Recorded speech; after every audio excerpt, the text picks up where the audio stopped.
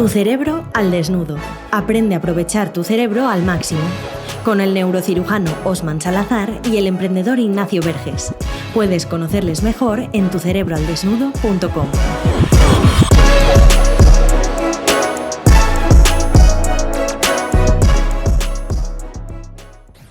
Te damos la bienvenida una semana más al podcast de Tu Cerebro al Desnudo. Aquí venimos a desnudar todos nuestros cerebros para aprender de ellos y potenciarlos al máximo con nuestro querido neurocirujano Osman Salazar. ¿Qué tal estás, Osman?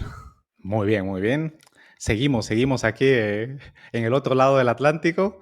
Normalmente estamos separados, pero no con tantos miles de kilómetros. No tanto. Así que bueno, de momento me he improvisado aquí este podcast de campaña y aquí estamos a tope. La verdad que, bueno, la circunstancia familiar por la cual he tenido que viajar, pues la verdad que va todo bien y eso hace que todo sea más favorable. ¿Tú qué tal, Ignacio? ¿Cómo estás? Pues muy bien, aquí otra semana de trabajo intenso después de ya pasar de largo toda Semana Santa y todo eso. Y nada, también en breve recibiré aquí a mi hermana, así que también tengo ganas de retomar otra vez contacto con la familia, que se echa un poco de menos por aquí. Y esta semana vamos a tocar un tema que yo creo que a la gente le va a molar porque es algo a lo que todos aspiramos. También es algo un poco como lo del cerebro injodible, ¿no? Es casi, no sé si es un ideal o esa percepción tengo yo, ahora lo veremos porque te lo voy a preguntar, pero es el tema de la libertad.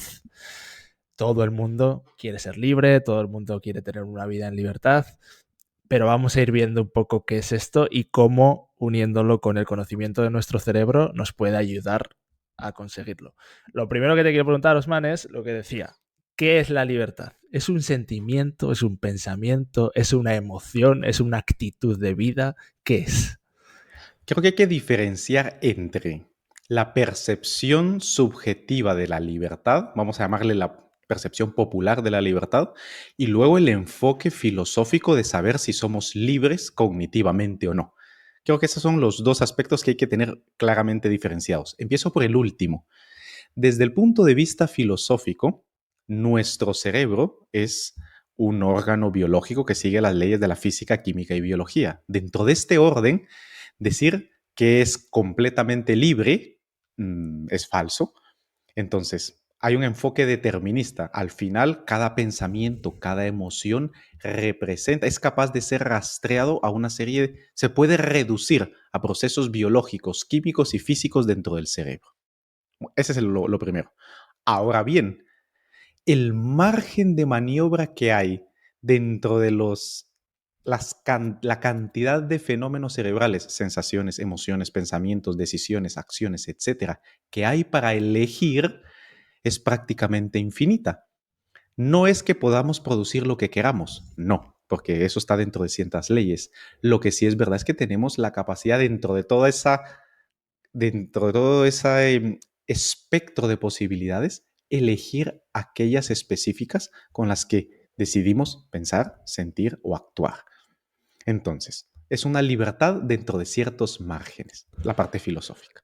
Y luego vamos a la versión popular. Nadie quiere sentirse limitado, constreñido dentro de su margen de maniobra para pensar, para sentir y para actuar.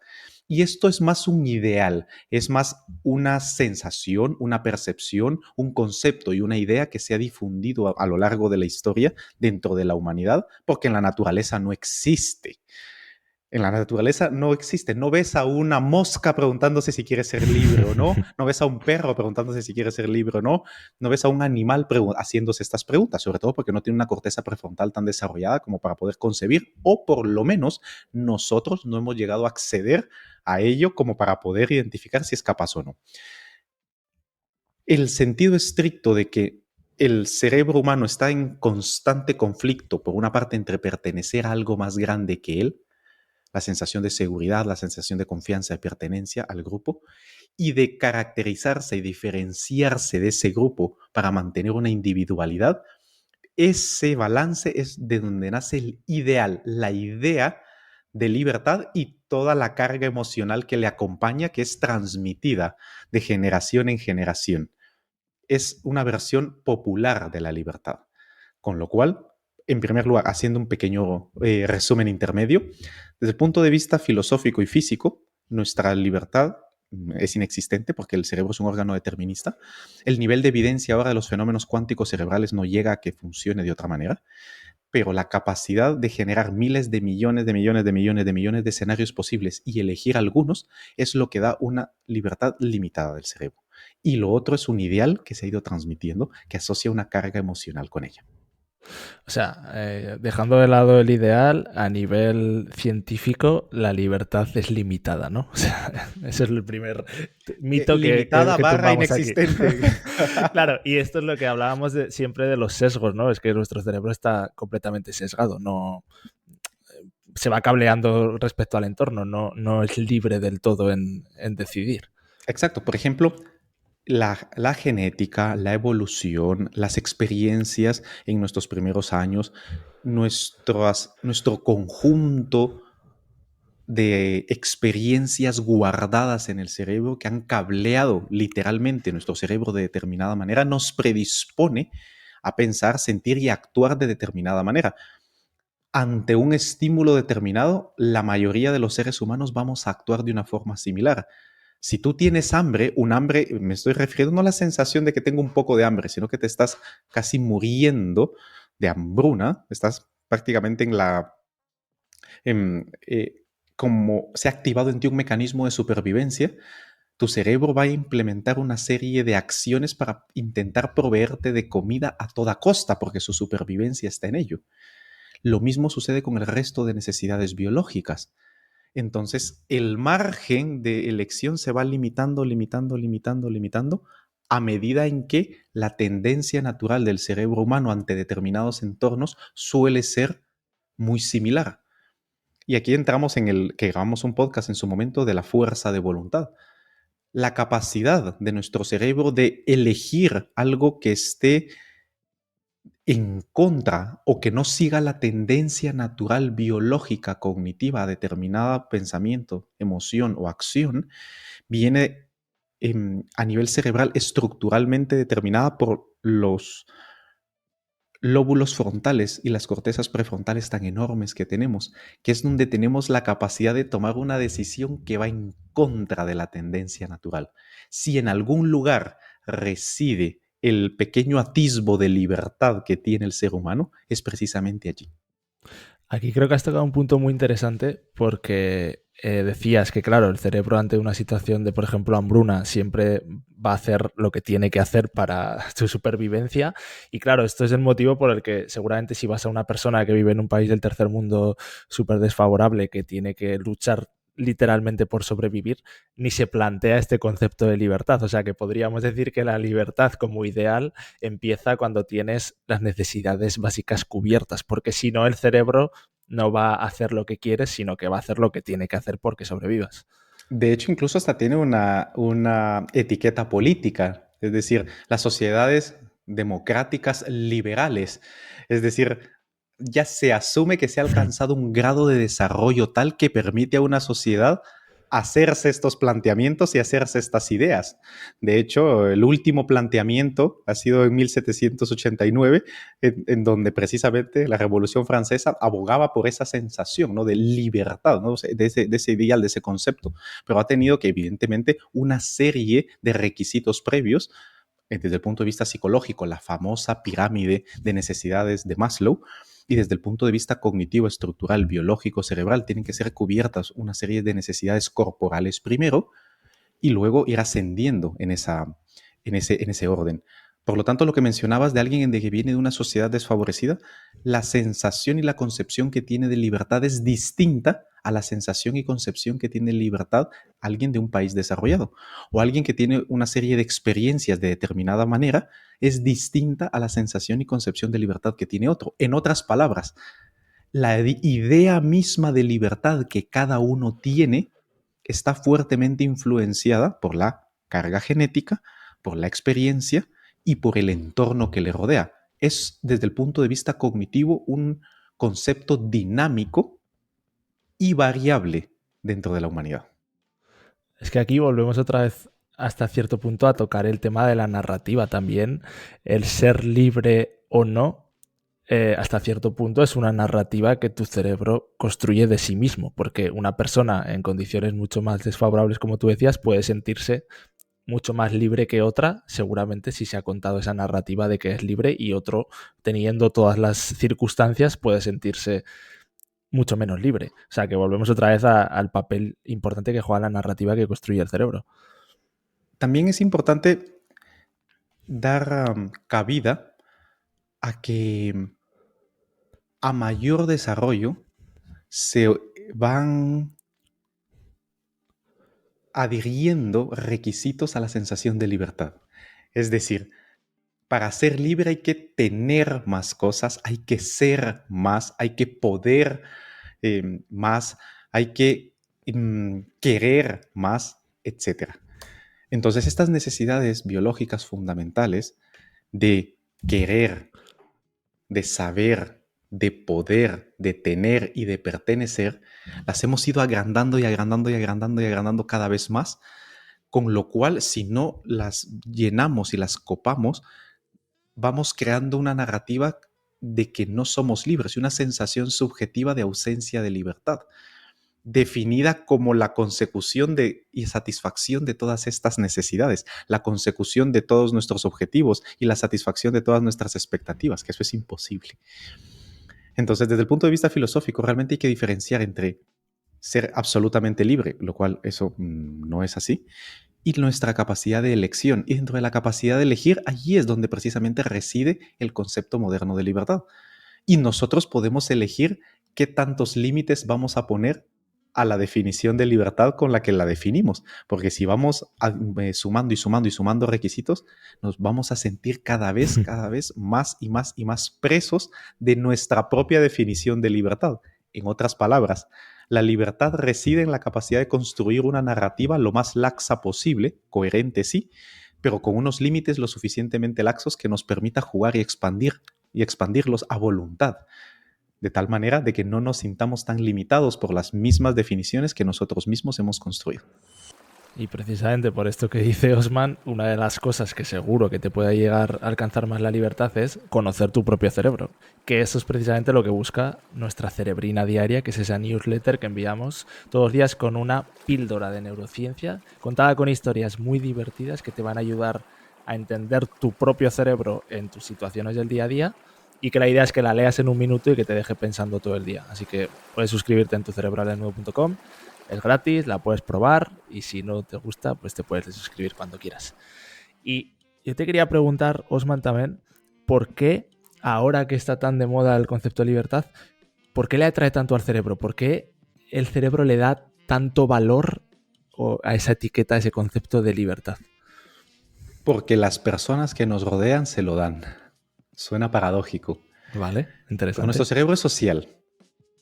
Y dependiendo de la sociedad en la que se esté y de las experiencias que se viva en ella, así van a ser las necesidades psicológicas que nos vayamos creando para nosotros mismos. Por ejemplo, vamos a ponerle a China como ejemplo. Cada vez China demanda más y más libertad y vemos cómo la población china cada vez tiene más y más libertades parecidas a las democracias liberales, a pesar de que desde el punto de vista económico y político no lo es, comparado con otros países. Durante miles de años, la libertad per se concebida por la población china guardaba más en relación en buscar cómo encajar dentro del orden de cosas, de eventos y de ideales establecidos por la colectividad china. Rara vez se vanagloriaba o se elevaba el concepto de individualidad en una sociedad totalmente comunitaria, colectivista como la China durante mucho tiempo. Y la idea de libertad allí es completamente distinta a la idea de libertad del mundo que llamamos occidental, que sigue la tradición grecorromana de los valores liberales y el hecho de pensar por sí mismo, etcétera, etcétera, del individualismo. Entonces, ¿por qué es tan atractivo para nuestro cerebro la libertad? Es porque la mayoría de personas con las que convivimos y de la información con la que tenemos contacto a través de los medios de información nos están metiendo en la cabeza que la libertad es lo mejor que hay que alcanzar. Y nos van creando imágenes, avatares de lo que es esa libertad. Esta persona que tiene mayor ingreso económico, secundariamente es más libre. Esta persona que tiene más poder a nivel político, de decisión o de influir en los demás, entonces es más libre. Esta persona que tiene menos limitación a los movimientos y al desplazamiento físico, es más libre, etc. Vuelvo al punto que tocaba antes. No, es la información con la que tenemos contacto va creando estos requisitos con las que definimos ese concepto, un concepto que vamos construyendo todos juntos en sociedad. Y es un concepto mediático fácilmente manipulable y utilizable para crear segmentos, particiones en la población, la famosa política y economía de la identidad. Esa segmentación cognitiva, colectiva, social, es susceptible de ser explotada para todo tipo de fines, tanto políticos, sociales como económicos. Es muy interesante esto porque pensaba en hasta qué punto en esa burbuja de información que vivimos cada uno, que yo vivo en la mía, al final no paro de ver emprendedores nómadas digitales que me meten en la cabeza la idea de que la libertad es libertad de movimiento, la libertad financiera de esas personas que alcanzan ser billonarios y que parece que ya no tienen que trabajar. Claro, y es verdad que no tiene por qué ser eso la libertad, pero en mi cabeza se ha ido construyendo esa imagen en cuanto a libertad y es muy curioso lo que acabas de decir. Y me gustaría hablar también de la parte que creo que entra más en el cerebro, que es el sentimiento de libertad. Hicimos una cerebrina una vez de Mario Conde que en una entrevista decía que él, estando en la cárcel, veía mucha gente que se sentía mucho más libre que otras personas fuera de la cárcel y hablaba como la libertad está en tu cerebro. Entonces, ¿hasta qué punto podemos trabajar ahí en ese enfoque de que con lo que tengamos, con la vida que tengamos, nos podamos sentir más libres de lo que nos sentimos ahora? Una contradicción es que las personas que desean ser más libres son las que desean parecerse más a los que definen esa libertad. En otras palabras, no estamos buscando ser libres per se, sino que estamos buscando parecernos más a la gente que nos dice qué es la libertad en un primer lugar. Estamos buscando la uniformidad, que es antagónico al concepto de libertad. Realmente lo que sucede actualmente es que nuestra tendencia social es tan potente porque estamos tan conectados. Yo puedo conectarme literalmente con una persona que está a más de 10.000 kilómetros de distancia en donde yo estoy y poder enlazar cognitivamente mi cerebro al suyo, influenciarlo y adquirir o dejarme influir por ese cerebro. ¿Qué es lo que sucede entonces? Los medios de difusión masiva de la información, la globalización y la colectivización de la información, lo que ha creado es una homogenización de la sociedad y la creación de segmentos, parcelas y divisiones en las cuales grandes grupos piensan como uno solo, sienten como uno solo. En otras palabras, la búsqueda de la libertad ha realmente disminuido los grados de libertad, los órdenes de magnitud en los cuales la población se mueve a nivel cognitivo. Se piensa de forma similar, se siente de forma similar, se actúa de forma similar, se asigna una etiqueta similar y entonces se tiene una identidad similar. Lo que hemos hecho realmente es, en la búsqueda de la libertad, la hemos diluido y la hemos perdido por completo, porque estamos viviendo una sociedad, una economía y una política de la identidad, en la que realmente buscamos la apología de la etiqueta más que la capacidad real de ser nosotros mismos, porque en la construcción de ese nosotros mismos vamos adquiriendo definiciones que han concebido otras personas específicamente para manipularnos en un primer lugar. La gente que se vanagloria de ser diferente precisamente utiliza las definiciones de diferente que otros han creado para ellos para poder explotarlos económicamente, manipularlos psicológicamente. Y esta realización no es cómoda y no gusta. Los que son más libres desde el punto de vista cognitivo, mental, psicológico y cerebral realmente son más presos que aquellas personas que no lo persiguen con tanto ahínco. La percepción subjetiva de libertad viene determinada por la compatibilidad y conformidad, esto es importante, conformidad con el entorno que nos rodea. Yo creo que mucha gente habrá entrado a este capítulo y ahora mismo estará con el cerebro torcido igual que yo, porque aquí hemos descubierto una serie de cosas en cuanto a la libertad muy interesantes que quizás no pensábamos antes. Y te preguntaría para acabar, entonces, si no me equivoco con todo lo que has dicho, en ese camino al cerebro injodible que aquí perseguimos, la libertad no sería algo que debemos perseguir menos de lo que la estamos persiguiendo ahora, ¿no? Para tener una buena salud cerebral. De hecho, nosotros no promulgamos ninguna acción en concreto específica, ninguna identidad concreta y específica. No decimos sean como nosotros o sean como él o como ella. Lo que nosotros decimos es el cerebro injodible es el cerebro mejor gestionado que tiene la capacidad de gestionar adecuadamente sus recursos cognitivos y es específico de cada uno, porque cada uno tiene en primer lugar la obligación de hacerse cargo de sí mismo y el derecho de elegir los elementos narrativos que incluirá en su propia definición del cerebro injodible y los grados de libertad que quiera poner a esa definición misma de libertad que él mismo o ella misma persigue. Allí es donde está la diferencia. Entonces, diciéndolo aún más claro, la injodibilidad cerebral es más responsabilidad que libertad, porque la libertad en primer lugar es una ilusión inexistente desde el punto de vista filosófico, físico, químico y biológico. A nivel práctico lo que hacemos es elegir, es decir, la capacidad de tomar decisiones, no de hacer lo que realmente queramos, porque no es así. En tercer lugar, vivimos en sociedad y nuestra libertad concluye en donde empieza la libertad del de al lado, con lo cual está limitada. Cuarto, tomar conciencia de que yo tengo el poder de elegir qué es lo que quiero pensar, sentir y hacer.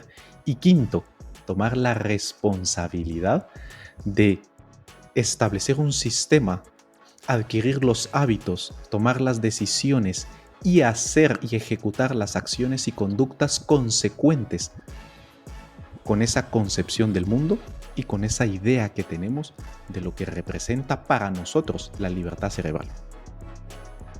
Bueno, pues no añado nada más, Osman, despídete tú, porque yo creo que con esto damos el broche al episodio de hoy. Si no controlamos nuestro cerebro, este nos controla a nosotros. ¿Te ha gustado este podcast? Compártelo, igual puedes ayudar a alguien. Y para dar el siguiente paso, suscríbete a nuestra lista de correo en tucerebroaldesnudo.com. Recuerda, si no controlas tu cerebro, este te controla a ti.